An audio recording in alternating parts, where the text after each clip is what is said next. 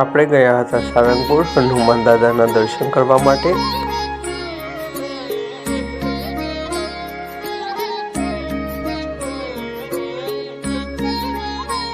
દાદાના દર્શન માટે બહુ જ બધા લોકો લાઈનમાં ઊભા હતા સવારની દાદાની આરતીનો લાભ લેવા માટે.